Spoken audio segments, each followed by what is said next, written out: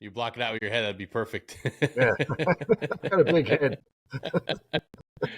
Doc, how you doing, brother? Doing good, man.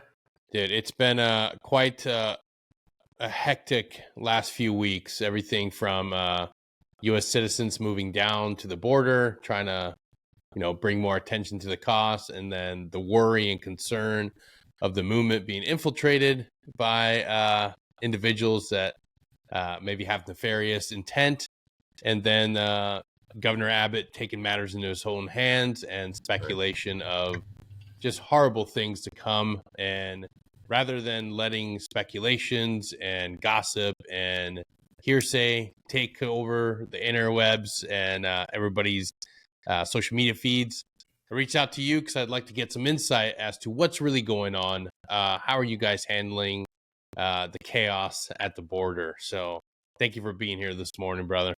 Yeah, Denny, I appreciate you. Well, once again.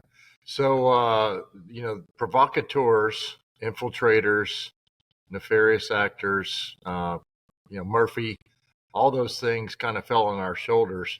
Yeah. And like any other, operation, if you will, our job was to liaise between the convoy, which was the Take Our Border Back movement, which is really a rally. The wording of that, what they chose to call it, is their business, but it triggers something in the minds of those that would look for a reason to to cause some kind of chaos, right? Yep. I mean, that's just the way it is. So literally, it's a grassroots movement, and I'm going to speak what I know about them, what their intent was. 5 people, but a bunch of people, 5 organizers got together, godly people, just sweet people, innocent really, and just wanted to have just a convoy, not just trucks, but trucks and cars, and go from the East Coast to the West Coast. And San Ysidro was the final anchor point, but they had Yuma in Arizona, and then the leg that I was responsible for as liaison-wise was the Eagle Pass one. Of course, that's in the news right now, Yep. as well as portions of Arizona, Lukeville. But for me, it's that. So as a good liaison, I talked to my law enforcement partners, of which, when I was in uniform last year, Texas National Guard, my job was to liaise with them anyway. So I knew everybody. I knew all the actors, which is great. Yeah. So I have a good working knowledge. Just like anytime we go downrange, we send out an advon team. They link up with somebody on the ground that understands it. We know that's a friend, and we basically just said, okay, guys, this is what's going on. But here's the funny part is, me being out of the military and speaking to these partners, even the law enforcement partners at the upper levels had already been kind of swayed a little bit with their trying to understand the intentions of the Mm-hmm. peaceful movement. And so they're like, Doc, what are you doing? What are you doing? And I'm like, hey, I'm not the leader of this thing. Let's just get that straight. I am the liaison. Now, in the absence of leadership, we know that you have to lead sometimes. So Yeah. I would go and sit in on their steering meetings and listen to them. And there was a lot of good intent, but there wasn't a lot of, what do you call it? Military decision-making processes.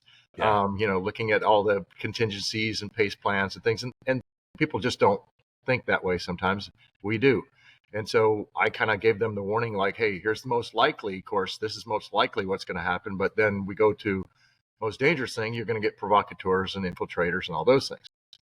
Now, that being said, it was really, me just going back to my team. And look, we're down here doing different things. We're advising local municipalities, our business, our think tank, or more of a do tank, on how to best shore up their positions to deny territory to the bad actors that are coming across the border. That's what we do.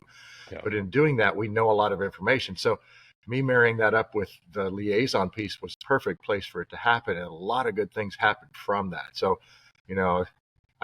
I think the victory is that nothing happened, right? But that doesn't mean that nobody intended ill will. And that's what I really want to talk about. Yeah. Yeah. It's, we see it happening, and we're sort of like hyper aware, hypersensitive to it, because no shocker, the vast majority of our career was learning how to do this stuff, was learning how to be the opposition, how to go into an environment where we can become those individuals that are creating that chaos and training others to create that. Right. Which is why I am constantly looking at situations and saying, this doesn't look right. This looks a bit dangerous. Let's gameplay this. And you're 100% correct. Our civilian brothers and sisters that are trying to do great things, trying to bring awareness, they don't think like we do. Right. And they're looking like we look for seams and gaps, right? yes. I mean, we look for the seams and the gaps in the chaos. And actually, I kind of enjoy the chaos. During this whole thing, several days of no sleep, it was actually like get up every day and just be like, this is awesome. Because we are like meeting them being the opposition, whoever they were. And there were 15 different events that didn't take place that could have made this look bad. We met those event provocateurs at those seams and gaps, but we were already ready for it. So when let's just use one example, when they said, well, there's 700,000 trucks coming, and that created the first fear in the mind of Department of Public Safety, like, what's going on, Doc? You got, almost 1 million trucks. No, that's not what happened. That is just that's a psyop, right? That's fifth generation warfare stuff.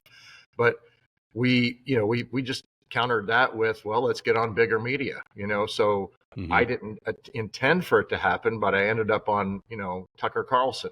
So that was not by my intention, but Tucker Carlson had received some Twitter responses saying, when he said, where are the men in Texas, on a tweet, just a simple, post. And I know he did it on purpose, because he's also, trying to figure out what's going on the ground too, from his point of view. And so a bunch of people answered it and said, well, why don't you talk to Lieutenant Colonel Chambers? He knows what's going on. And this is the grassroots thing. This is why this is so important. When people then start firing that back, saying, hey, boom, boom, boom, he sees it over and over. And then kind of Maria Z out of Australia, she's pretty well known in Australia. She's the Alex Jones of Australia. She posted it too, because I've been on her show a few times. And that's where he responded. He called my business partner and said to retired Colonel Phil Waldron, who was one of the guys that was instrumental in showing the Minion machine fiasco. He came from the int side of the house, and so Colonel Waldron, very very well known in that community. He knows Tucker, so Tucker's literally talking to him on the phone when I walk in with my Ranger panties, as I'm dressed now, and my hoodie because it's cold, with my coffee, and I'm walking in this door right behind me. And he says, hey, I got Tucker on the phone. I'm like, okay, what's up? He's like, well, he wants to talk to you. So literally his people called me and I was on the next day. So, 20-minute spot, but what it was able to do is to take it up to high order. And so now you've met that, you've parried that first seam and gap, which was the information. It's not that. Here's what it is. And that was the first win. And then from there, it just, we continued to meet him at every, 3-4 hole in the offensive line. So, it's kind of amazing. And that's the type of information warfare that we're dealing with. Right. Trying to elevate the actual truth, not a narrative, but the actual truth of what's going on. And modern traditional media does a horrible job of just spinning things out of control. There's not a lot of people to watch it anymore, but the people that do, that's all their information. That's the only source they have.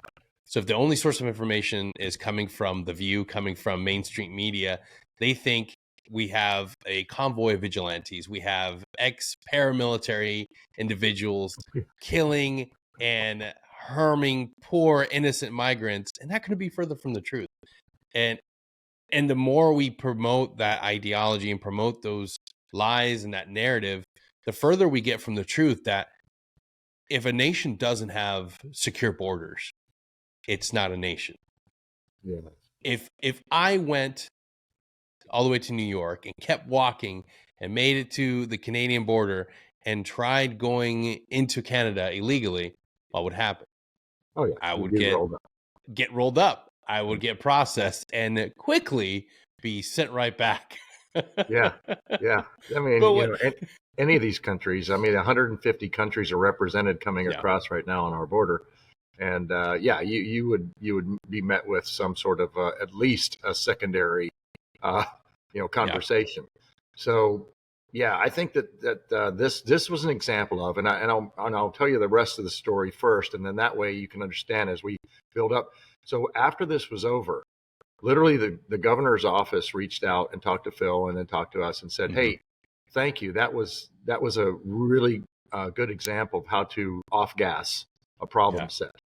And so I met with and will continue to meet with the head of DPS, kind of their information people, and say, all right, well, how can we do this in the future if this happens again? Because that fits into their game plan, right? The state of Texas, who is in a constitutional fight right now with at least 25 other states, to say, Yeah. hey, guess what? There's a constitution, and there's an Article 4, Section 4. There's an Article 10, Section 1, subsection 3, that says that the states have a right to do this under constitutional law. Now, that is opposite to what they were arguing before, which was case law. And when we have case law, now we're going to look at the domain of the legal system.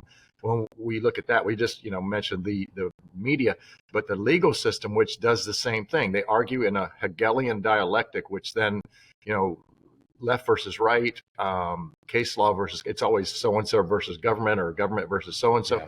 We then end up synthesizing something else. In the meantime, we got an alligator approaching our canoe, which is, 12,000 people sometimes in 24 hours on the border, instead of how it used to be less than that in a month.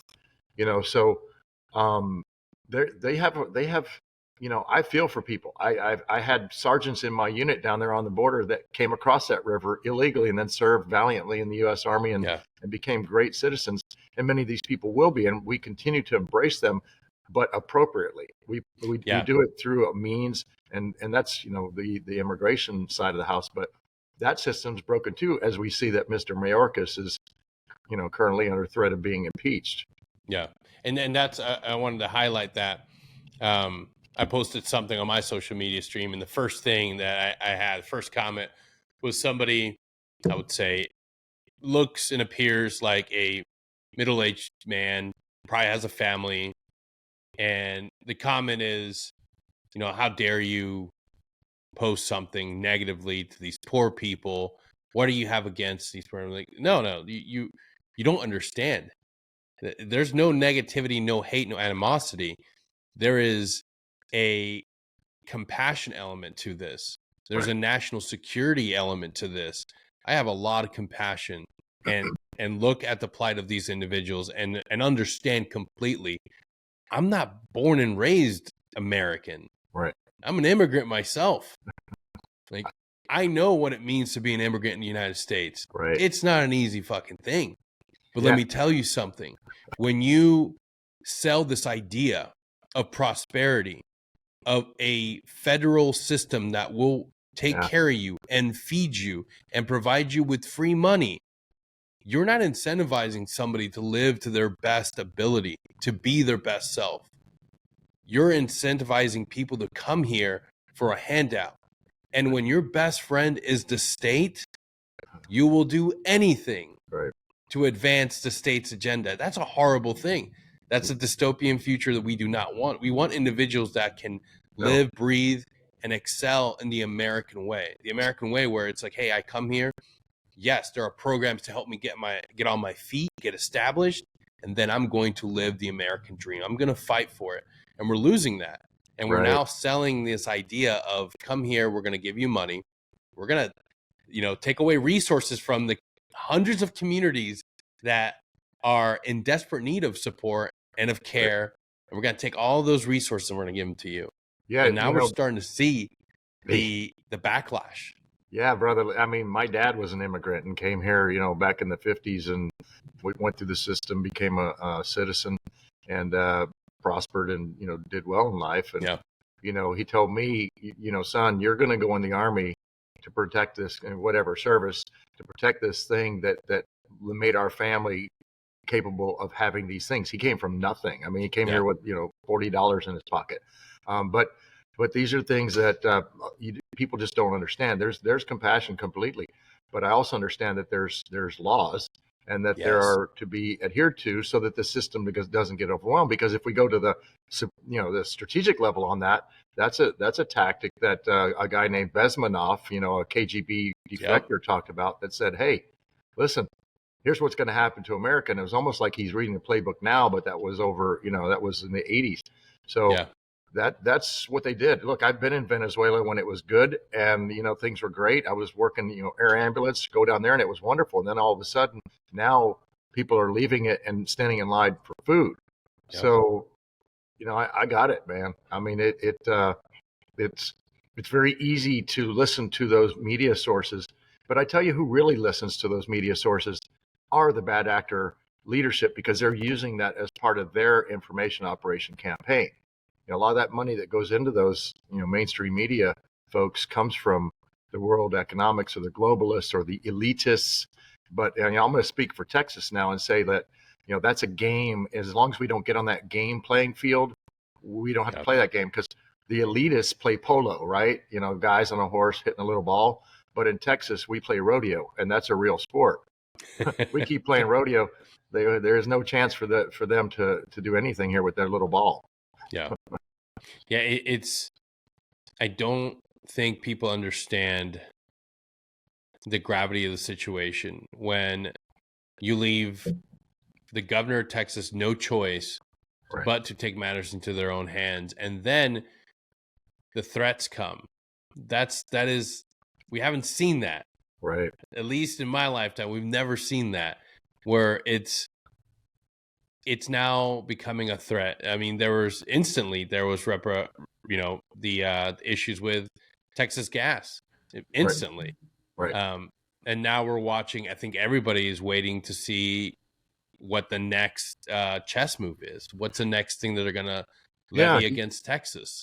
Yeah, there's a long flash to bang, if you will, when you start limiting people's, just say, gas supply, natural gas. They did it in Europe, and it's going to be a while, but the winter's upon them in Europe, and people are cold and they're burning trees, and we're hearing about that. But we have to look at that as kind of an indicator of where we could possibly be in the next 6 months to a year. We speak to people in Europe, member of parliament. There's one that's specifically there in the House of Commons that I talk to regularly. Same thing in Australia, because we have to use that as indicators to make decision points in order to take a left or a right down the road.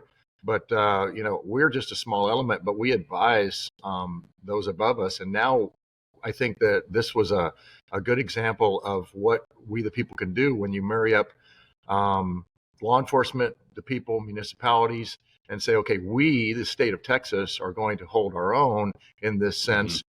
And there was a famous battle. I mean, I shared it on Alex Jones last night in France in World War I, Ypres, Battle of Ypres. And the French were, outnumbered, but the German line came across and pushed through really hard into an area that they brought them into, that they own the real estate and the terrain features. And they had that big element surrounded them on three sides by a lesser force. And they were able to thwart that off. So in this case, the three sides were we, the people, the state law enforcement and local law enforcement, and then the truck, the truckers, the convoy people. So they were able to do their thing and able to protect them from the oncoming force, which was the media force and the provocateurs. And so guys like us went into work, and said, okay, today, instead of, shoring up some landowner's property to deny territory to the cartels, I tell you what we're going to do today. We're going to protect these, 500-600 people in these 200 vehicles, and they're going to be able to do what they want to do. And they did not disrupt. They didn't drive to Eagle Pass. They were 20 miles north of there in a camp, the children's camp for orphans and widows. I mean, you can't write this stuff, in a book and make it sound any more benign, but it was turned around to sound like, well, here's the picture they had. Pete Chambers on the front of a Peterbilt truck with a sword in his hand going, let's go round up migrants. But that's not what happened, right? I mean, literally, it was not what happened. I mean, and I don't even know how I got, made the leader of it. I told Tucker, I was like, well, he said, oh, I hear you're the leader. I was like, no. I'm the liaison. And that's okay. I got to be the face of this thing. Somebody's got to be. It's kind of like you're the 18 Alpha. You're getting yelled at by the battalion commander, and the team sergeant's behind you going, idiot. Someone's got to take the ass chewing. That was me. You know, lots of vitriol came out on the media about me. Crazy stuff. Yeah, which is the exact thing that they do. Which is when we first talked a few days ago, that was like, it's not shocking, but it is when it's somebody that you know and you've seen and you've worked with, and 100%. It's one thing to see it happen to Donald Trump, to see it happen to political figures, but see it happen to somebody you know personally. It's like where are this? How? Where do they get this information? Where do they pull the things they're pulling out of the ether to attack you with is insane. Oh, it was that shit crazy. There was all kinds. My favorite was this supposed Green Beret who calls himself that. I'm like, well, I mean, I wasn't a typical team guy, for sure not, but I definitely served and whatever. But that didn't bother me. But it was trying to link me up with pedophiles. That was another one. And they're going to talk to lawyers, and they're going to either back off of it, or they're going to we're going to have a lot of donation money for that little church down there on the border. So one or the other. That's the way it's going to roll, because I'm not going to take a dime from that, because that's not my intent in this. I mean, we dug out of a lot of our own resources, and we're behind the curve on that, but we had to do this because this was important. This was a nowhere near the level of veracity, but this was an Alamo moment where, we're going to hold the line, and we're not going to back off of this. I don't care what vitriol you throw at us. Yeah. No, and going back to Eagle Pass, now that there's more control there, it did exactly what everybody knew was going to happen. Now the flow has been almost completely stopped. You want the inside scoop on that? Yes. Yeah, you do. Let me tell you that sometimes on the border, there's an optic and there's a reality, as anything. Yeah. And so I've worked that border. My last mission on the border was with the well, I won't say the name of the unit, but I'll just say their first battle streamer says the Alamo on it, which was pretty cool. And that was the unit I got out of. But the putting the wire at Eagle Pass, which is, look, there's still 1,249 other miles of Texas border. And there is a game that's played, which is kind of whack-a-mole-ish in nature. And so the cartels know. They have spotters on both sides. They've been doing that since they've been, days of Pancho Villa. So we understand that. But what happened now is everybody's focused there. And just like anything, the periphery, what's happening to the upstream, downstream is where the true bad actors come across, the mules with fentanyl. I mean, that's chemical warfare. The guns going north, sometimes the guns going south, sometimes missing, serial numbers. I mean, those are reality of what's happening. And now you talk to any border sheriff, and they'll tell you that their office is filled right now with captured weapons, where when I used to walk into the sheriff's offices a couple years ago, there wasn't any captured weaponry from cartels. So, that's to me now stepping up the game, because when it's just about moving products, let's say back in the day, bundles of marijuana, now we're talking about children that are being brought across to be sold as sex slaves. I mean, it's pretty ugly, and some things way worse I wouldn't talk about here. But, then there's fentanyl, which now is laced with tranq, which is xylazine, which is a horse tranquilizer. That kills people. That's chemical warfare. The Chinese are behind that one, but they paired up with the cartels, who don't care about people's lives, just money. And, what's that? That's the reverse of the opium wars of the 1820s through 50s. Yeah. It's a long brewing hate. It's a long brewing hate. And it's calculated. Yeah, it's very calculated. And it creates it demoralizes the nation. It's what happened when they did it to China, when France and Great Britain did it to China over trade routes. Well, now the trade routes are in different forms, but it's still ultimately the goal is to occupy the territory of the United States, to demoralize, and then to possibly overtake from within, which is what Yuri Bezmenov warned of. Yeah. And so all these things are very clear to us. And, I'm a glasses half full guy, and it's not going to happen on our watch. Yeah. No, it's time for individuals that have served, for people that are truly American first, champions for the way of the American way of life, right, to start doing things, to start taking action. And it doesn't mean that I need you to go grab a rifle and go to the border. It means we need you to start talking and advocating and fucking writing letters and calling your representative and not staying on the sideline. And yeah, if it means running for an office, if you find that you're passionate for it, start getting involved. The culture has shifted and it needs to come back. We need to bring back the ideas that made us great. We need to bring back the way things were. And if we don't do that and start moving that ball, we are going to lose this. Right. This is a very dangerous time right now. I'm not sitting back. I'm being more active, more talking about this, because mental health and resilience all tie into this. If you turn on the TV, you're watching nothing but the worst propaganda being funneled in from Netflix to Disney. It all has an agenda. And we have to be willing to talk about it and understanding why they're putting that out there. Why is the optic being flipped to this? Why are we only hearing this information? Why aren't we talking about this? Why aren't we willing to engage and ask the questions and say, like, hey, maybe we should have a secure border. Maybe it's not an emotional argument. Maybe it's not that I hate people, that I don't have compassion. Maybe that I want our nation to be safe, secure, and have, stability. Why are we not talking about ending these forever wars? Why aren't we not engaging with the idea of, like, hey, maybe the military industrial complex isn't a great thing. Maybe we shouldn't be in Afghanistan, in Iraq, in Syria, constantly perpetuating these forever wars. The fact that we never tried or never even fired anybody for what happened in Afghanistan, to me, is just insane. Indicative of the moral injury that has taken place from the top down. And it is straight up indicative, because when you've got a bunch of GOs that are pushing their way to get to the top to become a senior executive staff person, and the SES model, which is the continuity of stupidity at the top, and then those guys are all bumping elbows trying to get to Raytheon and Boeing and all those to then perpetuate wars. We're spending, I've been, in my SF career in dozens and dozens of countries doing, foreign internal defense and training people to be partner nations.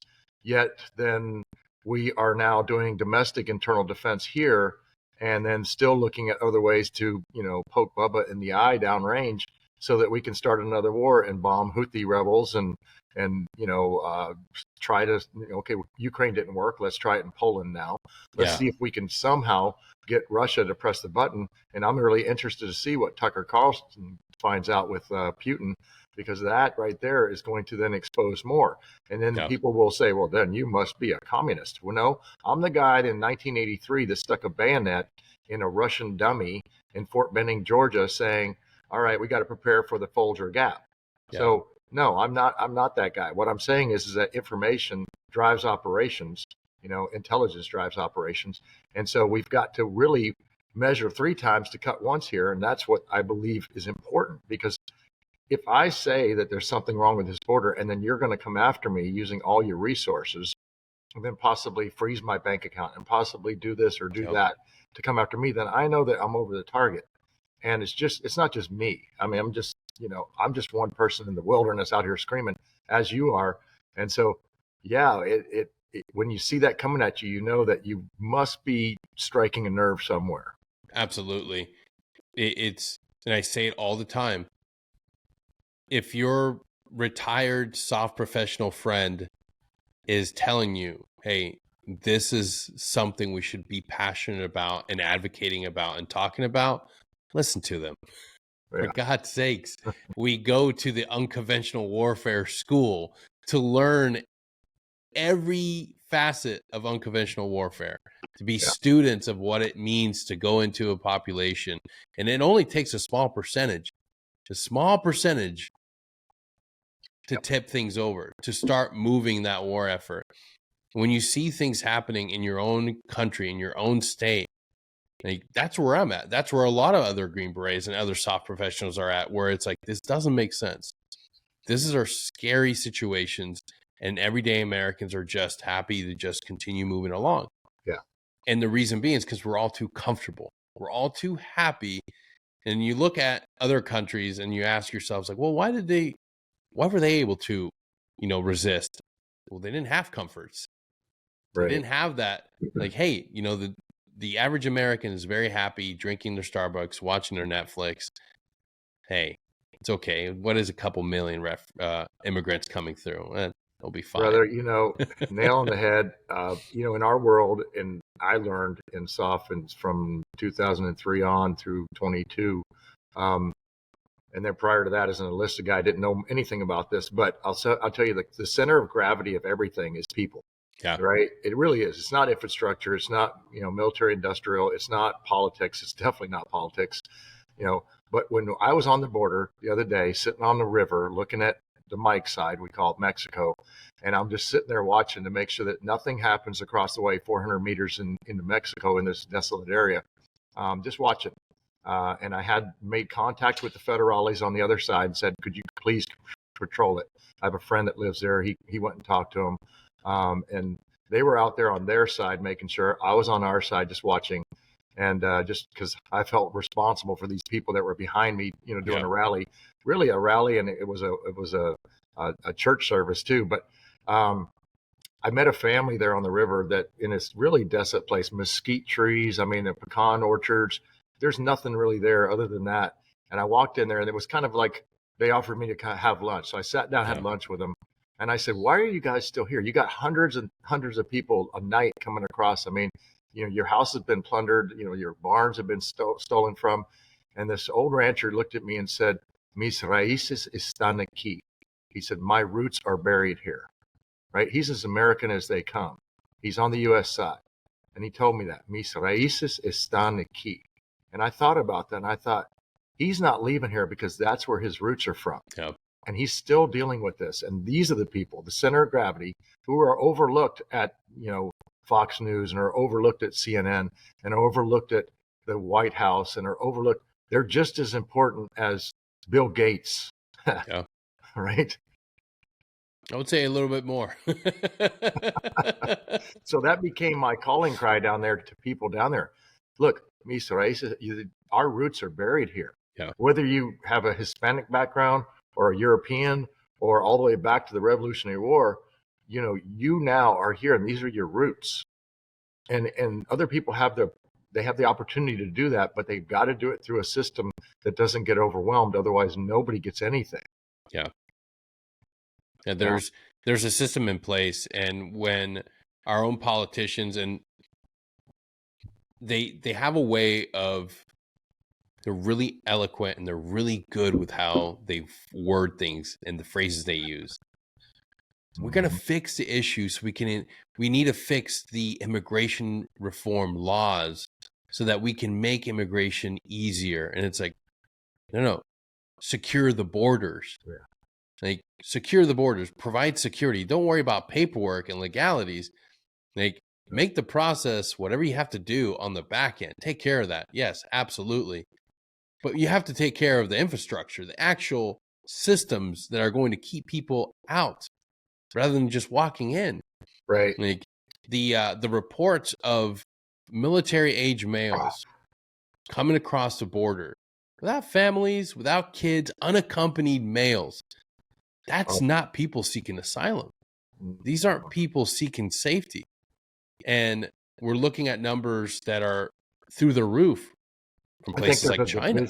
I think there's a division right now. I'm talking to Jason Jones, who is an expert on the border, former DPS intelligence guy. He works, I believe he speaks for Newsmax now. He knows the numbers, and the numbers are in the Biden administration, at least a division of fighting age males or more have entered this nation. So if we look at that, I don't live in a spirit of fear, but we have to understand who's out there. As Sun Tzu would say, understand yourself and the enemy, and you'll know the outcome.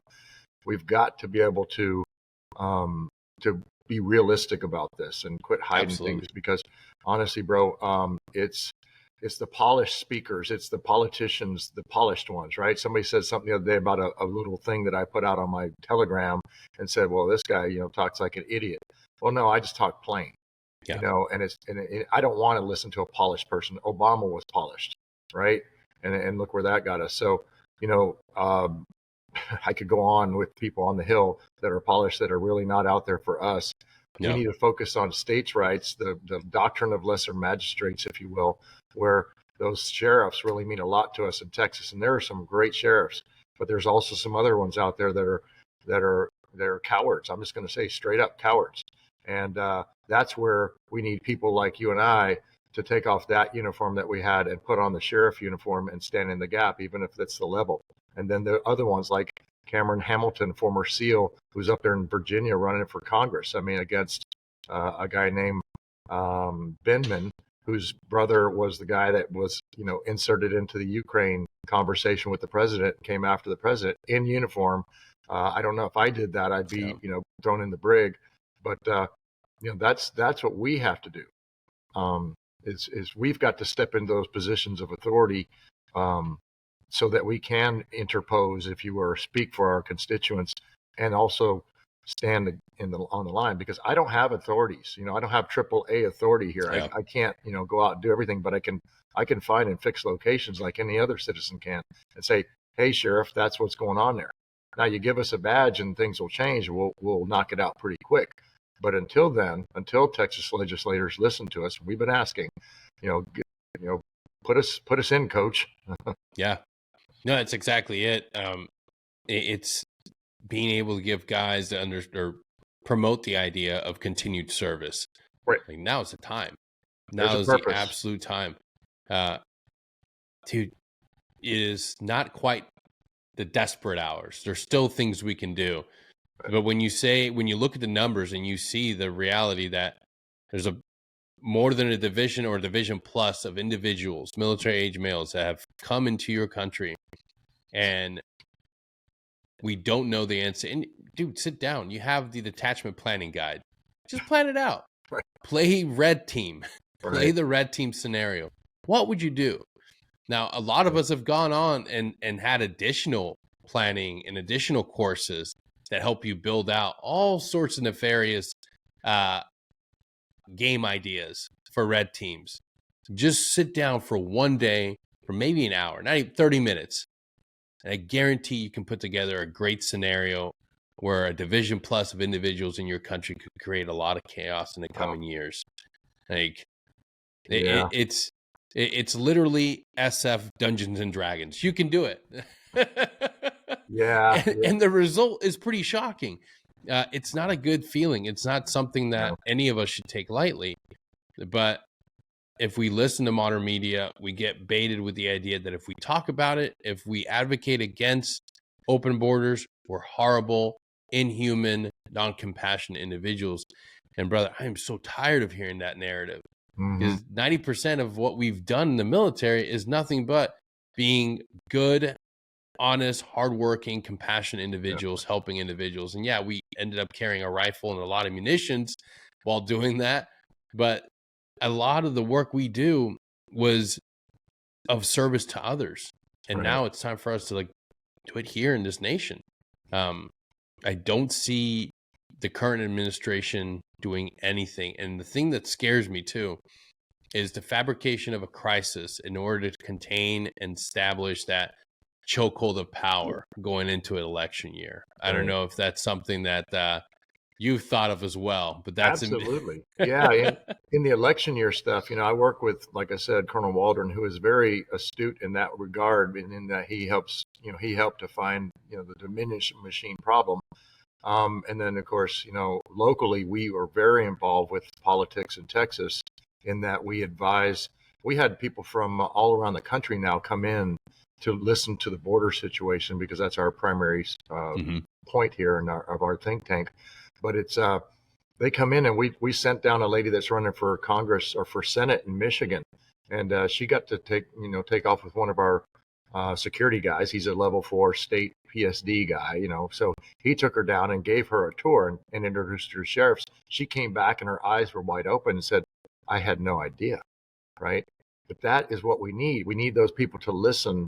And then that way, when they get up there to those positions of authority, can weigh in, so that we don't just think poorly of our federal government, because I don't want to think that way. My heart was broken on the day that they lost Afghanistan. And then the State Department really took the lead on that and just destroyed everything that we spent 20 years doing. Did we, in the very beginning of this thing, think that that was a good idea? No, but we're soldiers and we do what we need to do. Yeah.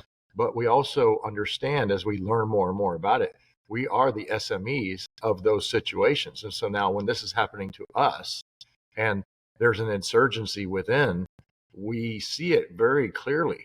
You can see it a mile away. We're very left of bang on that because we see and go, here's your cues. We need 3. I think I've got about 450 cues right now that that's what's happening. And all I need is 3 to say, hey, I'm not going to drive down that road and get blown up again. Exactly. Right. Yeah, that's absolutely correct. I think when I look at the situation right now, seeing that Texas is taking control and other states are backing it, I see the potential for a very scary, very tense next couple of months as we head into the election. Right. Right. Now more than ever, it's a clear, definitive issue. Before it was kind of like, okay, well, there's nothing we can do about it. Now Texas stood up, and now more individuals are willing to say, like, okay, that's a pretty significant move. For Texans there in the area, what is it? What are the feelings? What are the things going on? What are you hearing from the individuals, the citizens of Texas right now? I'll start with my viejo caballero friend down there on the border, who's older cowboy that's mis raíces. He's not going to move. That's his home. But then from that level all the way up to the senator that was standing here, Texas state senator, was standing in this room last week talking to a citizens group, saying that thank you for being a citizens group that is concerned. And, that group grew from 20 people to over 400 now over the last year since I've been working here. So to me, people are mobilizing the right people. Not, I'm not judging. I'm just saying the right people are standing up in the sense that they come from all walks of life. And look, this whole operation that I just did, I'm calling it an operation. I didn't wear a pistol at all on purpose because I didn't want there to be this misconstrued so I'm on the border down there with no pistol on my side thinking, man, this is an open carry state, but I'm going to make a statement like Andy Taylor back in maybe RFD days of we can do this we can do this with judo.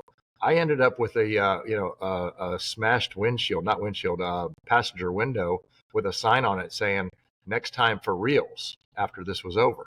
So, you're going to have those bad actors. And my truck was parked on the side of the road with a bunch of other trucks. But, those are the fear factor things. I mean, I always am concerned about personal safety, but my job was to be concerned about those people. Now, what am I seeing? I'm seeing people standing up and saying no. So we're done with that. We're not playing on that field. We're not playing polo anymore. We're going rodeo in Texas. And that's what I see if I could just speak it, very simplistically in 40,000 foot view. But also what I've seen is, like I said, the partnerships where the law enforcement who was standoffish in the beginning are coming towards us and saying, hey, can you come down to headquarters? We really want to talk because whatever you guys are doing, it seemed to work. I gave 15 names to them, and we know who they are. And then we reached out. We had Lara Logan here the other day, and she was here at this rally, and she said on stage, they know who you are, and you will, if something happens during this next few days while this rally gets to the border, we're going to, share these names and you'll be the first people. Well, that's where that has gone, at the operational level. That's where this has gone so that people see that it's not cops. And where do these names come from? This is the best part. Citizen journalists on the border who are friends of mine that I knew from when I worked on the border. And I talked to them at the gates and at the checkpoints and say, hey, can I get a word about the border, sir? Sure. Here's what's going on. They're firing 50 cals into Aroma, Texas last night from the Mike side. Okay. I mean, an old man was hit in the belly. It happened. Went through his wall and hit him in the belly watching, probably watching Mayberry RFD. But that to me is like, okay, all that happened in the past, which prepared us for now, for a moment such as this.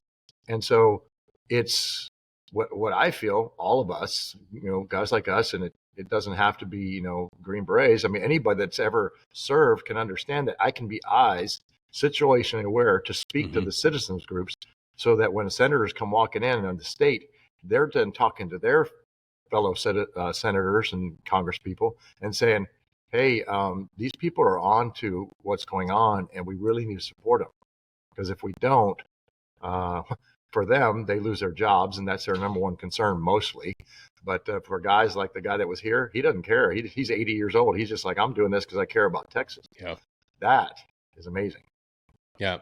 The other thing that I wanted to hit you up with, everybody thinks that this caravan, this movement of people coming from South Central America and as far as China and Africa is this organic thing that people are just moving their way. But as we've started to see, and there's actually a documented movie now, it shows that this is a more nefarious and well orchestrated, well-oiled machine with checkpoints, with NGOs and other organizations that are, let's call it what it is, aiding and abetting this illegal migration into the United States. Yes. Do you have any sources or anybody on the ground that has been seeing this? Because I know there's people that are staged at like the Darien Gap, which is one of the most dangerous areas, that are able to document and show like, not only are these people in danger of being preyed upon by traffickers, but some are getting killed, murdered, women are being taken away, kids are being taken away. What are some of the things that you've heard or information you got from Absolutely, 100%. So one of the people that we talk to a lot, and he's actually about 200 meters behind us in an RV trailer, just R&R right now, is Michael Yan, former 10th Group guy back in the 80s, 90s, got out, became a combat journalist or combat correspondent. He's been staying in the Darien Gap and sending us information. Now, he came specifically for this rally to be here to document what was going on. And he will tell you that right there in the Darien Gap, in the actual Camp Vicente, which is the main camp as they come from the south, and the gap is 26 miles of no roads, essentially. So there's no roads between Colombia and Panama. So in that Camp Vicente, there's what's called a China house. And the China house is really called that for a reason.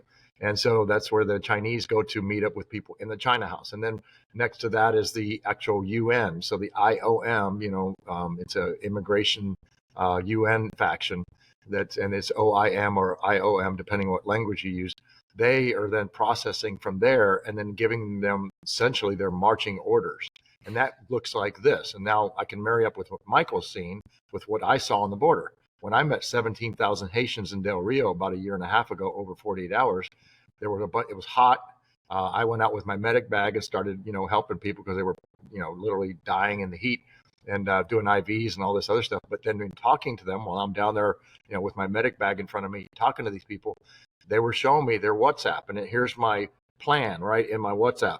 I got to go to here, and then I got to go to here. And then before I get across to the Darien, because there's the Imbara Indians in there who will extort them for money, or the FARC, in Colombia. So I've got to make sure that I have enough money. So I send it ahead to a Western Union in Mexico City. And then when I get there, I can pull my money back out so that I can pay the peso, which is the tax to the cartels at the border, CDN, CNJG, Golfo, Sinaloa, La Línea, whoever you're going to meet on the border, they have a different tax. You wear this little thing you went to Six Flags that says, okay, I get across the border. They take those off, and it's very organized. And there are buses, and there's this, and there's that, and there's NGOs, and the Catholic Charities, the Hebrew HIAC, I think Hayek, they're doing that. So they're taking the name of religion and they're using that to make those people comfortable to come up to them. There's nothing religious or spiritual about those people. They're using that stuff. So those people that are coming up, they're just innocent pawns that are being used in most cases.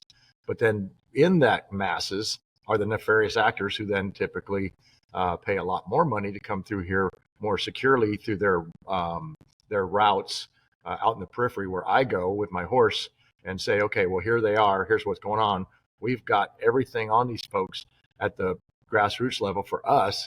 But I firmly, that's the world I live in, is looking at those patterns and analyzing it and giving that information to the appropriate authorities so they can then do the finished part, which is putting handcuffs on the bad ones, and then not letting those other people from those other countries to be exploited. But it's a menu. I saw it on the WhatsApp. It's a menu, and it just tells them how to do it. And that's just one menu. There are others. Some of them are handed out by the American Red Cross. They're right across the border. Some of them, UNESCO gives them a bag with a phone and some money in it or a debit card and says, "Here you go." Now, if I showed up at the border of Russia and somebody handed me some rubles and a Russian phone, I'd be like, "Well, this is awesome, man." But then how long is that going to go on before they take all that away? And then now I'm hungry and I'm on the street corner of Moscow and now I've got to roll somebody up because I got to feed my family. Exactly. That's as simple as it gets. People that live a sheltered life here, that have never left the United States other than the vacation to go on a Royal Caribbean cruise, they don't understand the desperation that comes when you don't have anything. Right. When you don't have anything, when that Maslow's hierarchy of needs, it doesn't fucking exist for you because the only thing that you're ever trying to worry about is putting food and water in your belly or your kid's belly.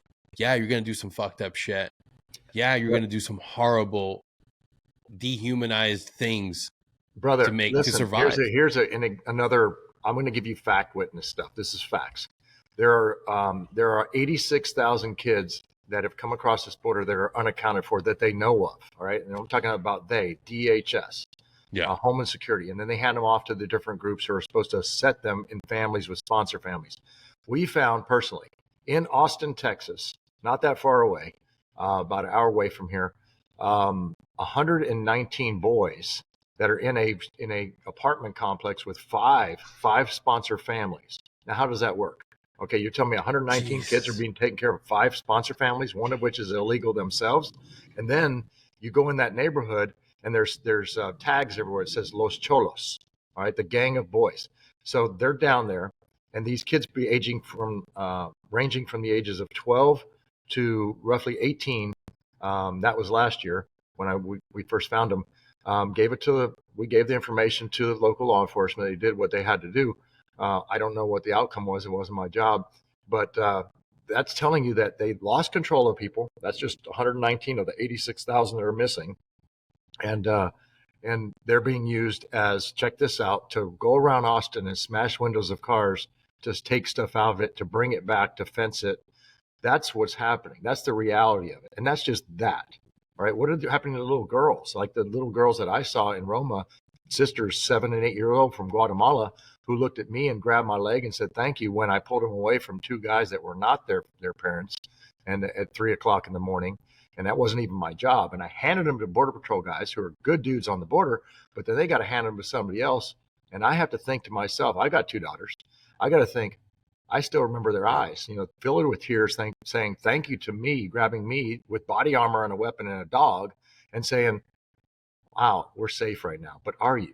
Because are you going to go somewhere where you're going to be safe? They didn't even know where their family was. Yeah. And that's the reality of it. That's reality. That's a fact. The more that we continue, we are enabling a black market industry of pushing people through hundreds of miles of the worst terrain imaginable to get here, to get exploited. Right. And that's a reality. That's bleeding reality. Hearts and individuals that are, and you know who you are, you know who they are. They will chastise you for wanting to take action. They will call you the worst names on earth because you want security, because you want people to come in, enter the United States legally, and you want people to be safe and secure and not take these perilous journeys. Like, the more we continue to allow it, the more people are going to be hurt, the more people are going to die trying to make this journey, and the more people are going to get exploited and sold. Like, there is nothing good about this. This is a dangerous thing to continue doing.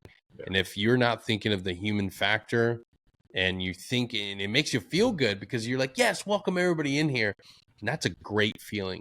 But educate yourself. Be willing to be uncomfortable and face the reality of the situation. That individual that you're like championing to come here and have every resource on earth, yeah, that makes you feel good at that moment. Yeah. But peel back the layer. Look at the reality of the situation. You've got to look at always look at the second and third order effects. Always consider the worst case scenario, and always, always, always err on the side of focusing on the center of gravity, which is the people being used as pawns, the people that live in these areas. And it's not, look, every state now is a border state. I mean, as far as I'm concerned, this just happens to be closer to me, but people of Arizona all the way down, I mean, that's going to just overwhelm their systems. And if they're law enforcement, New Mexico is complete captured territory in the minds of the citizens that say our leaders are not standing up for us. New Mexico is out of control. They won't stand up there on the legislative and law enforcement side. You and I went to, just for people to know on this thing, we went to our training together, right? Yeah. And so who would have thought in those days? I was the oldest guy there, me and Rad, and we were the old guys, looking at you guys for motivation, and you guys were looking at us for kind of the old man wisdom and a few medical skills here and there. But we would have never thought in those days that we thought we'd go do our time, we'd get out and retire, or do a little, some people just do a few years, and I respect that just as much. But we never would have thought that we would be conducting domestic internal defense. Absolutely. Yeah. Absolutely. And definitely not with the idea that I would be back into the same mentality, trying to figure out F3 EAD without the mechanisms and supports of Red Side. Right? I mean, we don't have any.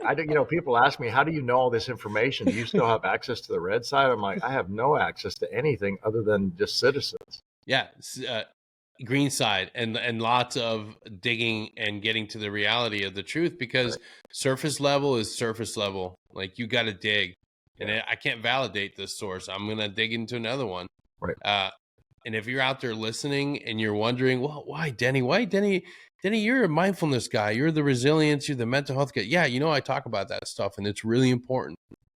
But once a warrior, always a warrior. I want you to continue living your best life and getting that high-paying, awesome job.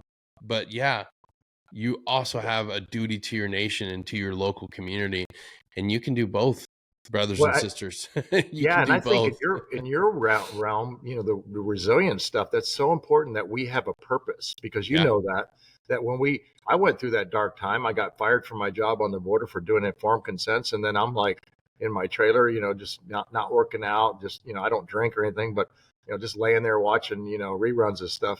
And I'm like, no, screw this. I'm going to get up and go help out some friends on the border. And that's how this started, with me and a dog and a horse. I mean, but the purpose is there. You just got to reach out and get it, and get off the couch and say, okay, I'm going to make my bed and I'm going to go to work. Absolutely. Yeah. Yeah. And I'm thankful, and you're in my prayers every single night. And I can't thank you enough for joining us again, Doc, for giving us an update. And I'm very grateful that nothing went down. You guys are safe, and brother, continue doing what you're doing, advocating for change and for some action to actually take place, because like, we've all seen it. It starts at home. It starts with us. Like, we have to be the change that we want to see, and we have to be active. Hey, Deo Proso Liber. Damn right, brother. Until next time, thank you for tuning in, and we'll see you all later.